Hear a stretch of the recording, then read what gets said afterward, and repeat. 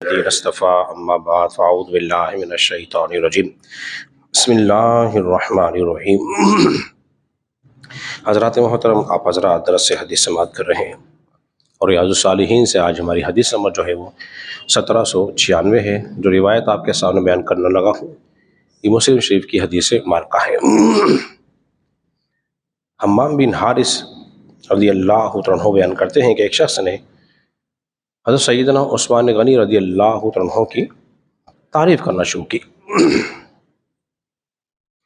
تو حضرت مقداد جو تھے وہ گھٹنوں کے بل بیٹھ گئے، اور بیٹھنے کے بعد اس شخص کے چہرے پر آپ نے کنکریاں پھینک دی، مٹی لی اس کے چہرے پر ڈال دیا۔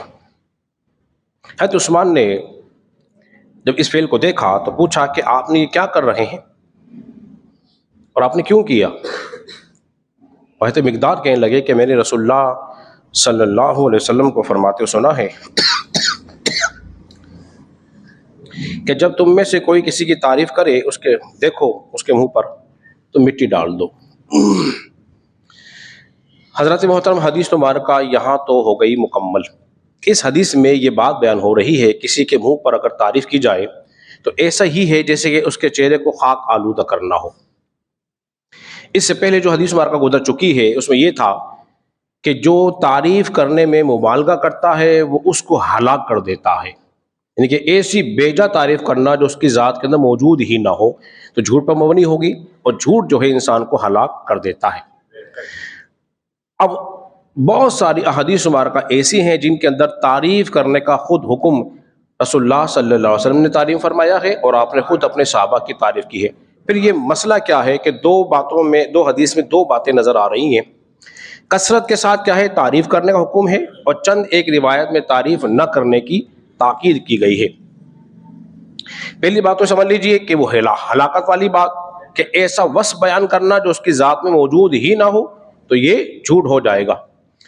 دوسرا یہ علماء کرام بیان فرماتے ہیں، اس بات کو بیان کرنے سے پہلے میں چند ایک حدیث آپ کے سامنے بیان کر دیتا ہوں۔ نبی پاک صلی اللہ علیہ وسلم نے خود اپنے صحابہ کی تعریف بیان کی، بڑی مشہور معروف بات ہے۔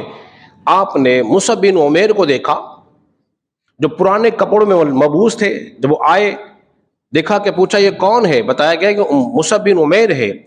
حضور نے فرمایا پورے مکے کے اندر میں نے اس سے زیادہ حسین و جمیل کپڑے پہنتے ہوئے کسی اور کو نہیں دیکھا، اس سے عمدہ خوشبو لگاتے ہوئے نہیں دیکھا۔ حضور خود تعریف کر رہے ہیں۔ جب اسلام لے آئے تو سب کچھ ختم ہو گیا، پرانے کپڑے پہنے ہوئے ہیں، اور جب آپ کا انتقال ہو گیا تو ایک چادر آپ کو دی کفن کے لیے، وہ اتنی چھوٹی تھی کہ سر کو ڈھکتے تھے تو پیر کھل جاتے تھے، اور پیر کو ڈھکتے تھے تو سر کھل جاتا تھا۔ حضور نے فرمایا سر کو ڈھانپ دو، پیر کو کھلا رہنے دو۔ اسی طرح نبی پاک صلی اللہ علیہ وسلم نے عبداللہ بن مسعود کی تعریف کی، فرمایا عبداللہ بن مسعود قرآن سناؤ۔ عرض کیا رسول اللہ صلی اللہ علیہ وسلم قرآن تو آپ پہ نازل ہوا ہے۔ آپ نے فرمایا میرا جی چاہتا ہے تجھ سے قرآن سنوں، اس لیے کہ اللہ تبارک و تعالیٰ نے تجھ کو لحن داؤدی عطا فرمایا ہے۔ حضور دیکھیے اپنے صحابہ کی تعریف کر رہے ہیں۔ اسی طرح ابو بکر صدیق کی تعریف کی کہ جس کو جنت کے اندر تمام دروازے سے بلایا جائے گا اس کا نام ابو بکر صدیق ہوگا۔ اسی طرح میں اور آپ تعریف کرتے ہیں، دیکھیے یہ ماشاءاللہ فلاں عالم صاحب ہیں، وہ بہت بہترین خطاب کرتے ہیں، فلاں کا درس قرآن بہت اچھا ہوتا ہے، جس طرح ہمیں بھی کہتے ہیں لوگ آپ کا درس حدیث لوگ پسند کرتے ہیں، درس قرآن پسند کرتے ہیں۔ تو اب اس کا مطلب کیا ہے؟ تعریف تو کی جا رہی ہے، یہ قرآن بہت اچھا پڑھتا ہے، یہ بہت خوبصورت لباس والا ہے، اس نے بڑا عمدہ گھر بنایا ہے، بڑا اخلاق کا مالک ہے، یہ بڑا سخی ہے، تو یہ تعریف تو ہو رہی ہے۔ تو اب اس کی ممانعت کیوں؟ اس کی وجہ علماء نے یہ بات بیان فرمائی ہے۔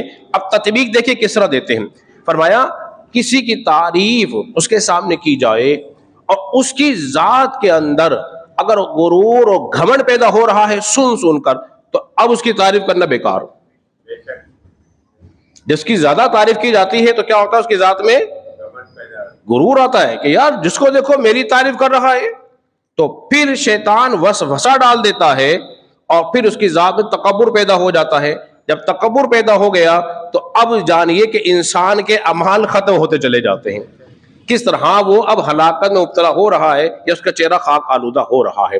تو لہذا جو تعریف کی باتیں ہیں اس کی تعریف شرعی طور پر کی جائے گی، اس میں کوئی حرج بولیے نہیں ہے، یہی رائج ہے، حکم بھی اسی پر ہے نہ کہ اس پر ہے۔